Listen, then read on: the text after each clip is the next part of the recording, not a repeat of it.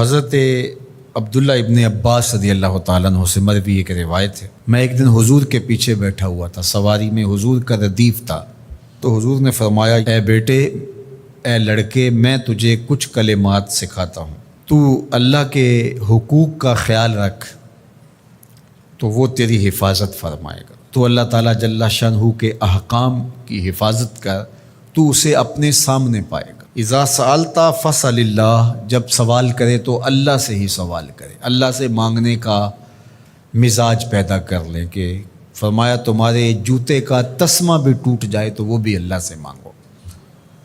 ضرور بازار میں جاؤ دکاندار سے، لیکن حقیقی طلب اللہ سے ہونی چاہیے۔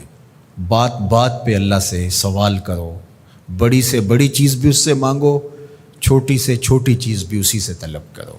ہماری ساری ضرورتوں کا کفیل ہمارا رب، ہمارا مالک ہے۔ تو دوسری نصیحت یہ کی کہ جب تو استعانت طلب کرے، مدد طلب کرے تو اللہ سے ہی استعانت طلب کرے۔ وعلم، اور جان کہ اگر ساری امت، سارے لوگ، پوری قوم جمع ہو کے تمہیں فائدہ پہنچانے کی کوشش میں لگ جائیں تو تمہیں وہی فائدہ پہنچا سکتے ہیں جو تیرے لیے تیرے رب نے لکھا ہے۔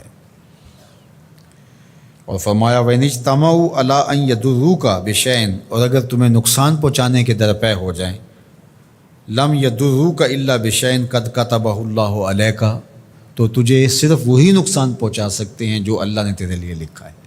سارا زمانہ بھی مخالف ہو جائے، تیرا کچھ نہیں بگاڑ سکتا۔ ہاں، تیرے مقدر میں اگر کوئی چیز، کوئی بگاڑ لکھا ہے تو وہ ہوگا، اس کا ذریعہ وہ بن جائیں گے۔ تو اس لیے پھر اسی سے مانگو، اسی سے طلب کرو۔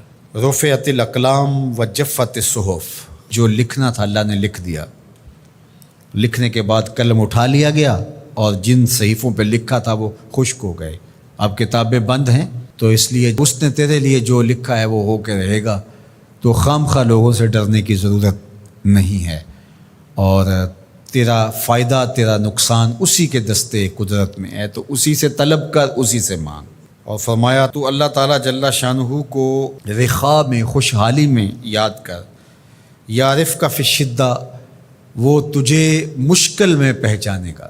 یعنی جو شخص خوشحالی کے دور میں اس کے پاس دولت ہے، صحت ہے، تو اللہ تعالیٰ کو فراموش نہیں کرتا، اللہ اس کی بدحالی کے زمانے میں اس کو فراموش نہیں کرتا۔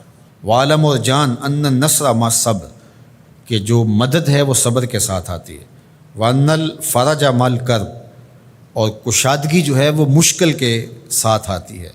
وان مع العسر یسرا، اور سہولت جو ہے وہ مشقت برداشت کرنے کے بعد آتی ہے، تنگی کے بعد فراخی آتی ہے۔ پہلو مشکل پھر تمنا، پہلو کنڈا پھر پل، شاید مگروں پہلو مکھیاں ڈس دیاں ڈنگ والیاں۔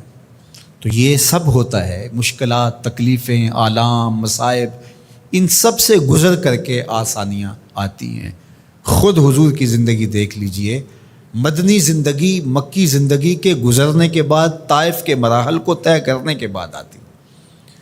تو ہم ڈائریکٹ اگر چاہیں مکی زندگی کو اختیار کیے بغیر اور طائف کی مشکلات اور سنگلاخ راستوں سے گزرے بغیر مدنی برکتیں حاصل کرنا، تو وہ نہیں پا سکتے۔